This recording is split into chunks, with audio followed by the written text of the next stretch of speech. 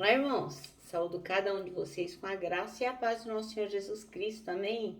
Meu nome é Miriam Anitta. Eu estou aqui hoje para lermos juntinhos um texto do pastor Paulo Abner Caetano. Ele é bacharel em teologia e pastor da Segunda Igreja Batista de Umuarama, no Paraná. O texto que ele escreveu chama-se Superando o Comodismo e foi escrito para o Manancial, que é uma publicação de meditações diárias da União Feminina Missionária Batista do Brasil. Então, como foi o pastor Paulo Caetano que escreveu esse texto, não fui eu, o que eu vou fazer? Eu vou ler com os irmãos o texto e contar aquilo que eu entendi, tá bom? E para isso, vamos pedir ao Senhor que abençoe o nosso devocional para que a gente entenda como superar o comodismo. Senhor Jesus, em teu nome pedimos que tu nos abençoes nesse devocional, que possamos entender o que a tua palavra quer nos dizer e que quando a gente aprender, a gente possa praticar de verdade. Obrigada, Pai, por tudo, perdoa os nossos pecados, em nome de Jesus Cristo, em seu nome. Amém. Meus irmãos, então, nosso texto bíblico está em Lucas 9, do versículo 23 ao 27. E diz assim, é um ensino sobre o discipulado. Disse ele quem? Jesus Cristo, né? A multidão. Se alguém quer ser meu seguidor, negue a si mesmo, tome diariamente sua cruz e siga-me. Se tentar se apegar à sua vida, a perderá. Mas se abrir mão da sua vida por minha causa, a salvará. Que vantagem há em ganhar o mundo inteiro, mas perder ou destruir a própria vida?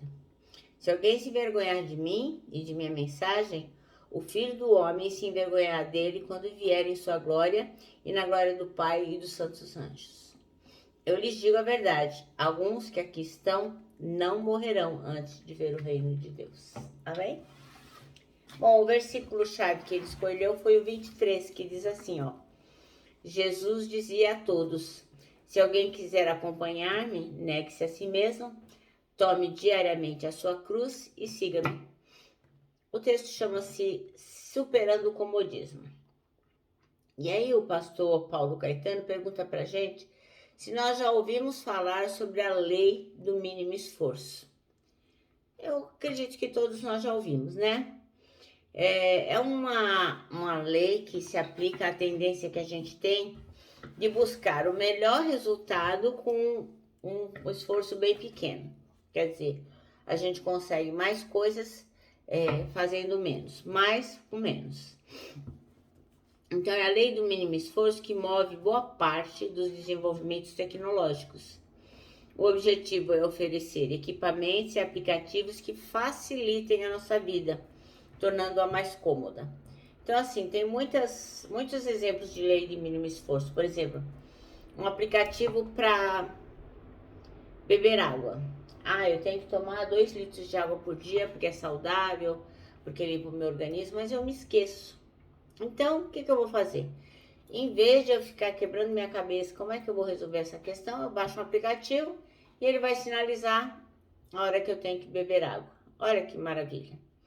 Você vai ao mercado, tem várias compras para trazer. Você poderia trazer numa sacola, mas se você usar a lei do mínimo esforço, você vai fazer o quê? Você vai pegar um carrinho e vai trazer as suas compras sem grandes dificuldades. Então, desde o controle remoto, né, que é uma coisa bem simples, aos telefones celulares, passando por dispositivos elétricos e até automóveis e chegando em aplicativos para os smartphones, né, para os Androids, iPhone, tudo que o homem tem feito tem sido criado para tornar a vida da gente mais cômoda, mais fácil de viver, alcançando melhores resultados em menos tempo, né? Então, isso é a lei do mínimo esforço. Então, são aquelas pessoas que trabalham para criar mecanismos instrumentais para que nós possamos alcançar as coisas sem nos esforçar muito. Então, a pergunta que não quer calar é: será que a gente tem permitido que a lei do mínimo esforço influencie a nossa espiritualidade cristã, a nossa vida cristã? Será que a gente também quer fazer assim? num piscar de olhos a gente resolve tudo que tem a ver com Jesus, com as coisas do reino, as coisas da igreja. Então, não é incomum a gente notar cristãos tentando desfrutar de uma vida espiritual vitoriosa sem pagar o preço do quê? Das disciplinas espirituais, como orar, jejuar, meditar, estar conectado com a palavra, a comunhão. Então, muitas pessoas querem alcançar a vitória sem pagar preço nenhum, né? E é sabido que tudo tem um preço, tudo na vida tem um preço, a gente só precisa saber se quer pagar. E na vida espiritual também é assim. Então a gente não pode se ater à lei do mínimo esforço, né, nas questões espirituais. Nós temos que aplicar o nosso tempo, o nosso dinheiro, o nosso serviço, tudo que nós temos da melhor forma, sem querer economizar. Porque Jesus nos convidou para fazer o quê? O caminho da luz. Não há o domingo glorioso, a Páscoa, né? A ressurreição, que maravilha, sem que antes a gente passe pelo caminho doloroso da crucificação. Até Jesus Cristo experimentou isso, né? Então, antes de ele estar à direita do Pai, dele ressuscitar, de passar por momentos maravilhosos, ele teve que sofrer as agruras lá por cada um de nós. Então, ele passou pela crucificação. Então, tem muita gente desejando o quê? Que Deus transforme o seu caráter, a sua vida, mas eles não querem se submeter ao tratamento longo e doloroso que o Espírito opera. Muita gente quer aí que o Senhor mande um aplicativo que basta tocar com o dedinho como a gente faz no celular e a vida espiritual se resolve, né? Então é bom lembrar que o comodismo cristão é a tentação de transformar a graça que oferece a salvação gratuita num simples aplicativo que produz resultados espirituais incríveis sem as disciplinas regadas com lágrimas e arrependimento. Então, assim, a gente não pode ser um cristão acomodado, né? Porque, na verdade, para as coisas espirituais, para as coisas do reino, não existe nada que você possa fazer em questão de segundos para economizar tempo, né? Porque com a palavra a gente aplica tempo, a gente aplica o nosso pensamento, a nossa devoção, a gente derrama nossa alma ao Senhor, a gente tem que estar ali. Não dá para fazer isso assim, ó, um piscar de dedos. A gente tem que pagar esse preço, né?